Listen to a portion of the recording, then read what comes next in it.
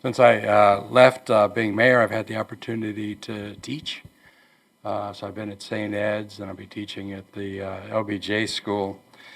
And my a very different life than the one that I had for the 9 years prior to this. My girls tell me that the color is coming back into my hair. I don't know if they're just saying that because I wanted to hear it. Probably that's the case.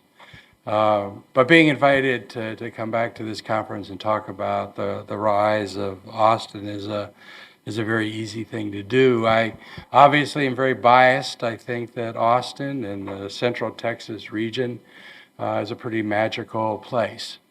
It's an area that is known around the world right now, being dynamic and forward-leaning, entrepreneurial, innovative.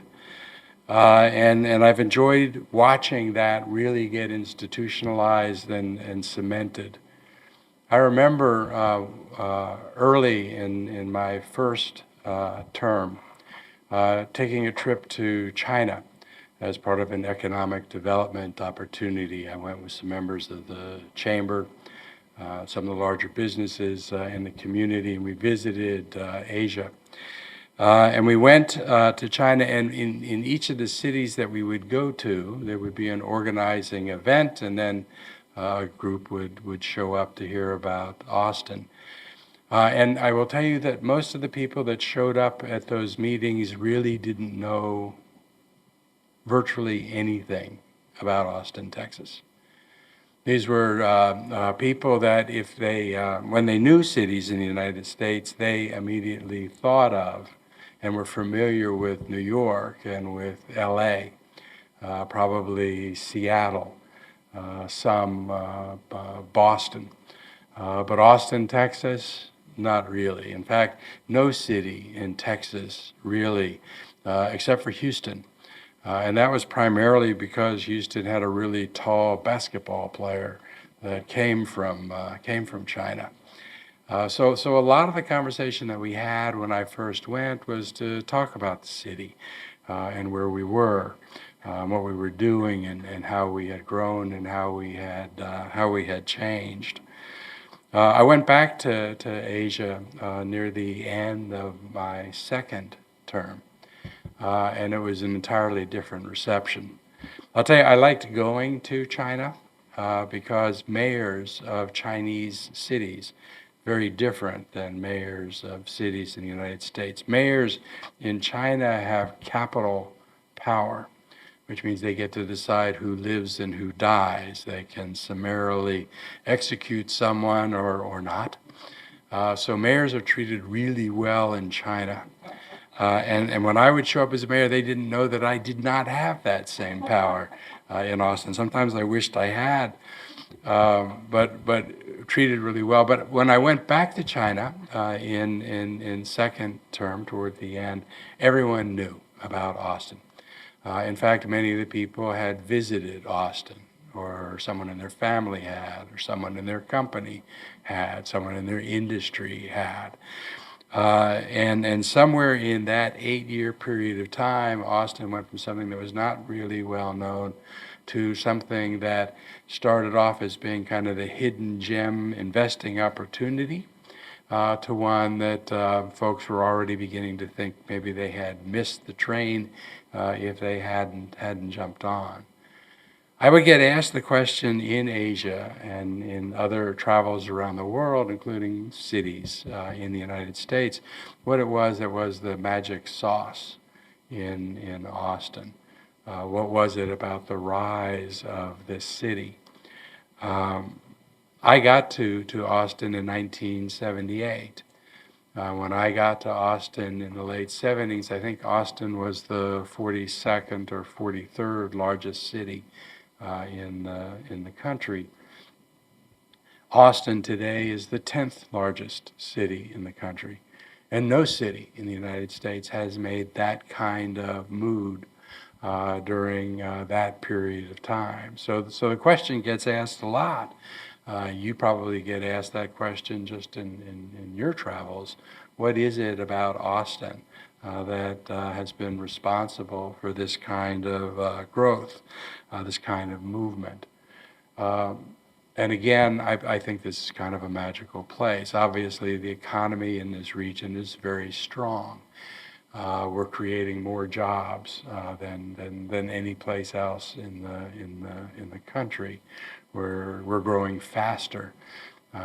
This Austin metropolitan area, the fastest growing metropolitan area for 10 of the last 12 years, still growing very, very, very rapidly. We are, if you take a step aside from kind of the political discussions, still one of the safest big cities in the country. We are attracting new businesses that want to come here. We are still welcoming more than 150 new people to Austin, into this region every day. In fact, most of the challenges that we have in Austin in this region come from that measure of success. We have too many people coming for the infrastructure that we have, and that's what's continuing the push on housing and its impact on the cost of living. That's having an impact on how this region is developing. Will ultimately have a huge impact on who we are and who comes. You know, I'm reminded all the time that this place that Austin is in right now is not something that we can take for granted. There were other cool cities before Austin was the cool city. And most of these cool cities are no longer cool cities. Best as I can tell, you're no longer a cool city when you start having a really large music museum in your city, as opposed to live music venues in your city. And we're not there yet.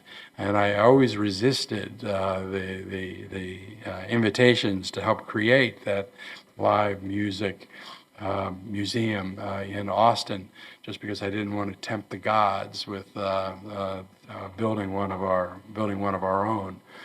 But this is a magical place. We are one of the last cities to move into the slowdown in the economy that we had in the country. One of the first cities to come out of those same kinds of conditions. We weathered COVID better than virtually every other city in the country, due in part to our response. I think the mortality rate for COVID in Austin was less than half the mortality rate in the state of Texas generally as we went through it. And obviously that was a big contributing factor, but it was more than that. It's the infrastructure that was set up in the city, the people in the city, the economics in the city, the culture in the city. So it's a magical place, I think. And one of the reasons that Austin, I think, has been able to weather the storm and to grow the way it has during this period of time is because not only are there innate and inherent advantages that we have in Austin, but we also made as a community some pretty crucial decisions, some bets and some wagers on direction that just turned out to be the right ones to make. And what that's led to now is, TechCrunch, writing about Austin not too long ago, said, as Austin's skyline expands, the city continues to solidify its standing as a tech hub. The numbers are there to back it up. The article goes on to talk about the VC investment in Austin, now rivaling any other city in the country, beginning to build up ground on Silicon Valley and the West Coast and Boston and New York. Rounds are getting larger, signaling a further maturing of the market. Talks about the deal size and concludes with Austin is more than just the capital of Texas. It's a city of unicorns and tech giants.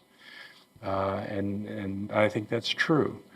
So I'm going to talk real briefly today about the mechanics of that, how that happened, and where that happened in our city, to begin to answer the question of what it is that's in that secret sauce.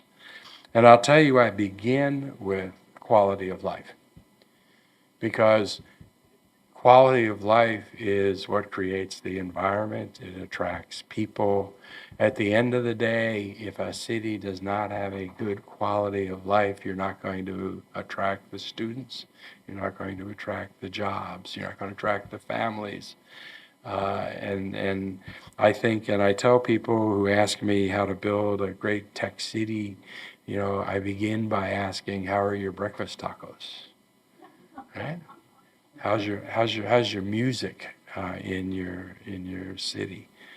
Because I really do believe, in talking to people who are running and leading cities all over the world, that's the missing ingredient in so many cities that are trying to advance their economies or their markets. It's really paying the attention to the quality of life. And here in Austin, of course, we do have the best breakfast tacos in the world. Don't listen to San Antonio, they lie. We have more live music venues playing music than any other city in the country. We have the culture that creates the vibrancy and that kind of infrastructure necessary for a city to be able to grow. And infrastructure is important. The physical infrastructure, this city, I think everybody who lives in this region, this area, most people really love it. There's a kind of exceptionalism that people kind of adopt when they come to Austin. They love the city. Most people love the city best for the day when they got to the city. Everybody remembers really fondly what Austin used to be like. I got here in 1978, and I will tell you that the people that got here with me in 1978 are sure that it was the people who got here in 79 that started screwing up the place. But the people who got here 4 years ago feel that same way about the people that got here 2 years ago. And it's been a constant thing that I have seen over the last 45 years. That also has led itself to being affected in policy decisions. For the longest period of time, Austin did not build the physical infrastructure necessary to be able to support the number of people that were coming to the city. We didn't do that because so many people in the city, certainly the leaders on past city councils, didn't want all those people coming to the city. And the belief is that if we didn't build the infrastructure necessary to support those people, that they would stop coming. Failed social policy that doesn't work that way. The people come anyhow, and you just don't have the infrastructure to be able to support that. In 2015, when we did our first transportation bond, we did a bond for $720 million. That was remarkable for two things. The first was there was a lot of opposition to doing that bond in 2015 because it was so large. 2016 was when the actual election took place.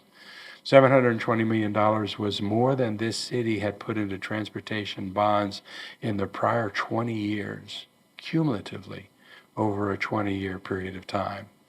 You want to know one of the reasons why it's hard to get from one place to another in the city? And I belong to that group of people that are still sure that you can get anywhere in Austin from one place to another in 15 minutes, which means I'm usually late to everywhere I show up because you can't do that anymore. But there's a reason why it's hard to move around in this city, and it's because we didn't look forward to what was happening. We didn't anticipate, as Wayne Gretzky used to say, not where the puck was, but where the puck was going to be, and then to move in that direction early. There was a lot of opposition to doing that bond at $720 million. In the 9 years after that, and I think now the city has $25 billion worth of mobility infrastructure projects alone happening now. But there's a catch-up to that. But the infrastructure from the culture was something that was set. People loved coming to this city.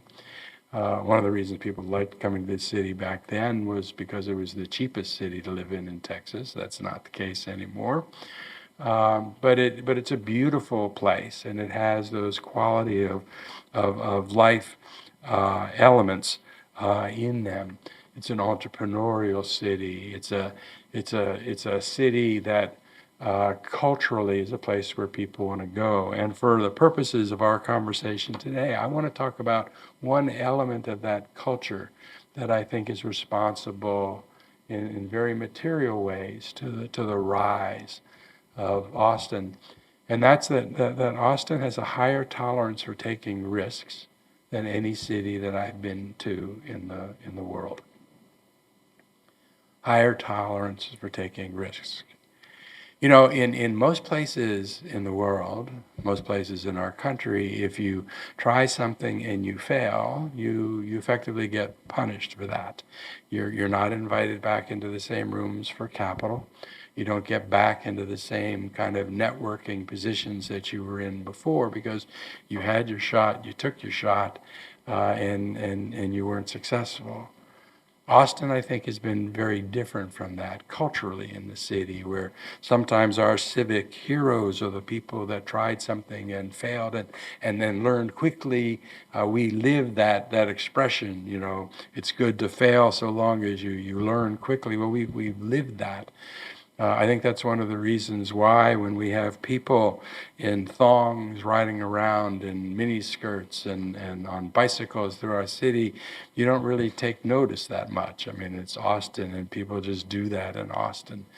I remember one of the first visits with the generals who were coming to Austin, and they were trying to place the new 4-star vertical with the innovation arm of the Army, and walking around, and they were looking at the people in our city, and they'd obviously read lots of articles, and they were having trouble deciding why it was that the United States Army would come to a progressive place like the city of Austin. And they asked about that. They asked about what they were seeing in kind of this off-kilter kind of place, not the kind of place that the United States Army instinctively goes to. And as we talked, and what I said was that's exactly the reason why the innovation arm of the Army needs to be here in this community, because it's about innovation. It's about thinking differently. It's about trying new things. And quite frankly, if you are afraid of being punished, if you try something new, if you're afraid capital is going to dry up and you only get one shot, so you better make your one shot work. If you're being driven by, backed up by that measure of fear, then you're never going to come up with a really cool idea, because you're going to be afraid to. You're going to play it more conservatively. And quite frankly, that's what happens in most cities all around the world. On the other hand, if you're trying stuff and trying to learn from what you're trying and modifying and iterating, constantly modifying or iterating, where your mottos, and there was a flight that took off with one of the startups where it was mission, it's okay to fail. I think is what they actually called it, so as to make sure that everybody knew that they were reaching beyond what it was that could reasonably be achieved, but they were going to reach anyhow, and they were going to learn as much as they could possibly learn from what was the anticipated failure that they thought they would ultimately go to. You end up in an entirely different place. That is the culture of Austin and this region. It's why there are more startups per capita in Austin than any other city in the country, because there is a high tolerance for taking risks. You know, it is not mere coincidence, I think, that this is the city where Michael Dell was making computers in his garage. And probably just as importantly, came up with the marketing plan that created a huge company with absolutely no inventory, because nothing was being made until there was an order in hand for that thing that was going to be shipped out. It's not coincidence that this is the city that Willie Nelson went to in the 70s to reinvent country music, and who listened to country music. Or Alamo Drafthouse reinvents what it means to go have dinner and a movie date, or Whole Foods reinventing what grocery stores look like. This is a city where that kind of thing is encouraged. But it's been that way in this city for a long time. And as concerns tech, I think you need to go back to 20, 30 years ago, when technology was beginning to go from inventions to being planted in the field. Where technology was being pushed from moving from shiny toys to solving problems, where we were moving from academics to the marketplace, solving civic and social challenges, creating jobs and wealth.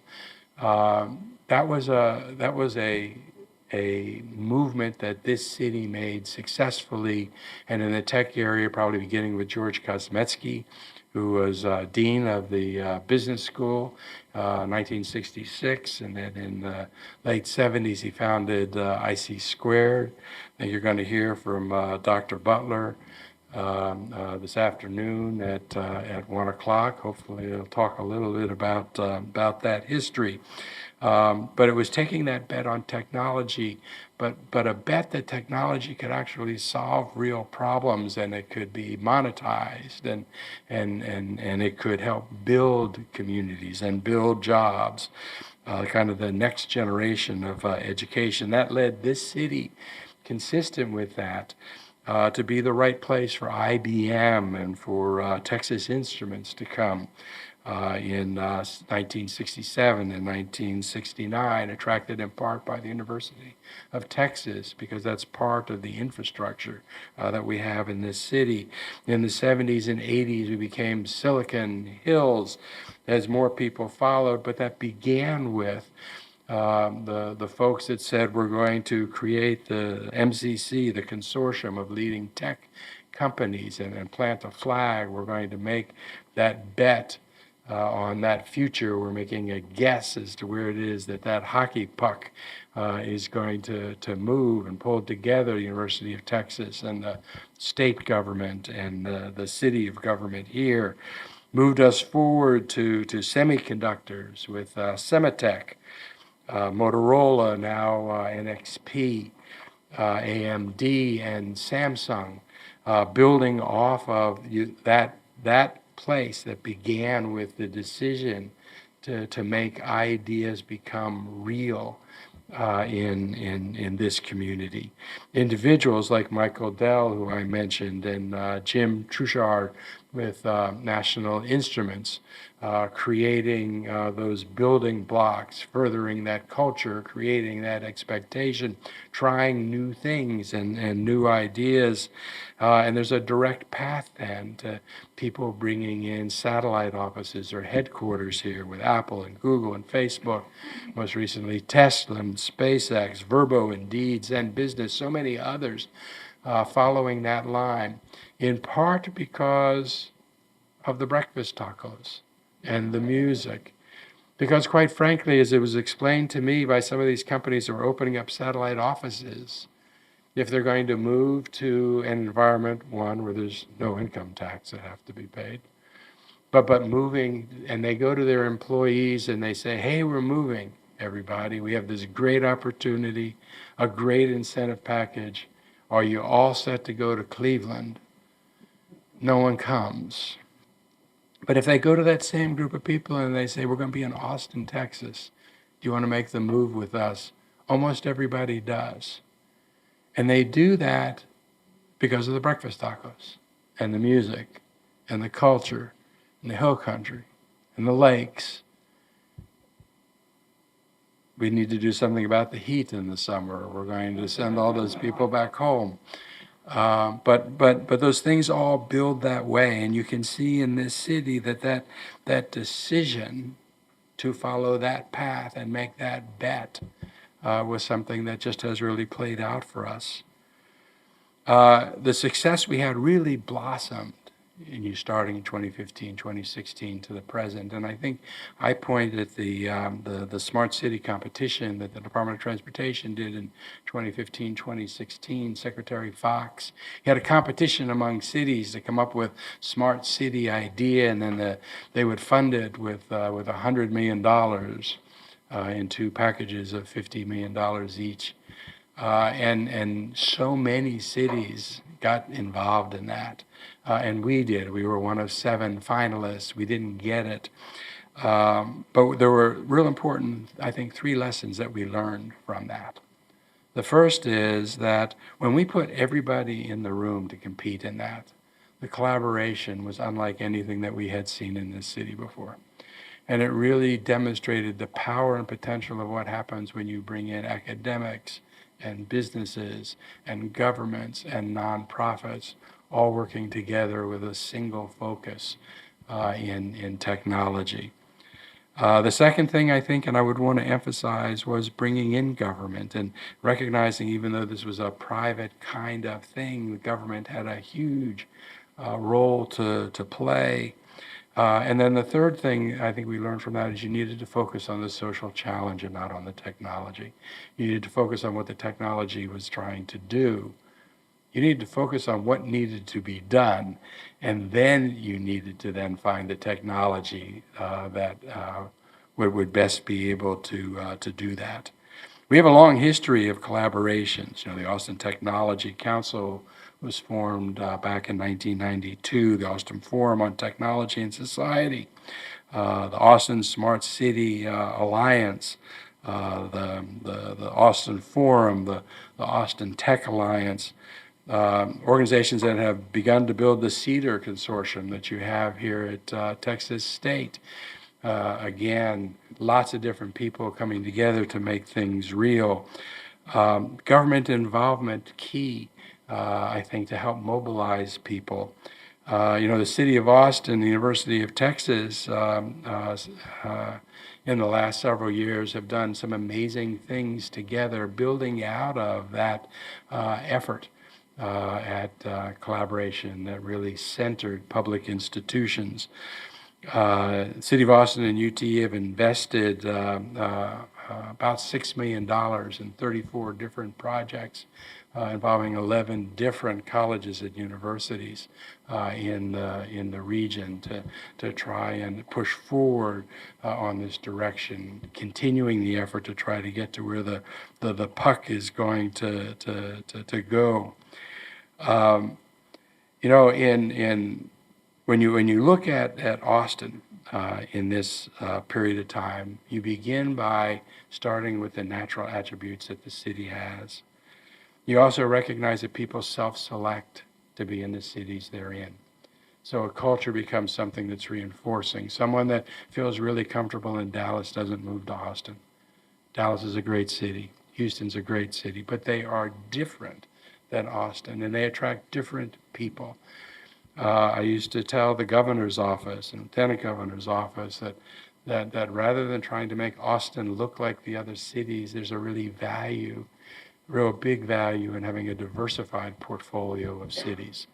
Because the companies that come to Austin, our competition is not Houston or Dallas. It's the Triangle in North Carolina. It's Colorado. It's Nashville.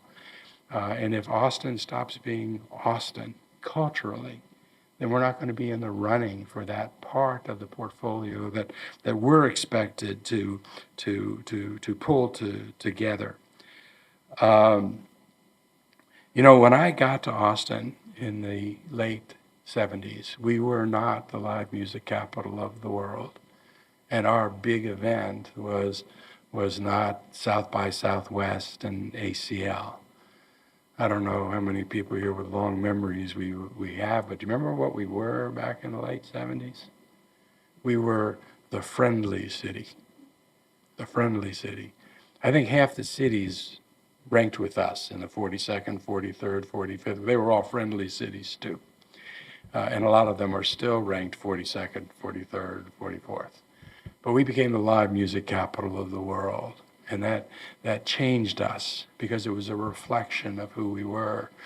And our big event then, not South by Southwest, remember what our big event was? Aquafest. We did powerboat racing on the lake.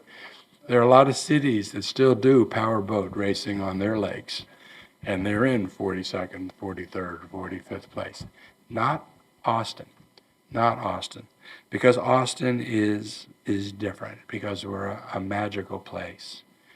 I think one of the most fascinating statistics about this city is not only that our population has been doubling here, doubling every 20 to 25 years. Amazing speed of growth, rivaling Asian cities in that same period of time. But that rate of growth in this city has been constant since 1850. Since 1850, the Austin metropolitan area has been doubling in size every 20 to 50 years. I think we're the only city in the country that can say that. So when you look at the rise of the city, I think you begin with those things that we can't control, those things that are in our water and in our air, those cultural things that attract the people, that help build a culture that becomes reinforcing, and then to pick a culture that's built around taking chances, on being innovative, on being entrepreneurial, on caring for one another, being invested in one another, all the things that make this city magical. Thanks. Have a great conference.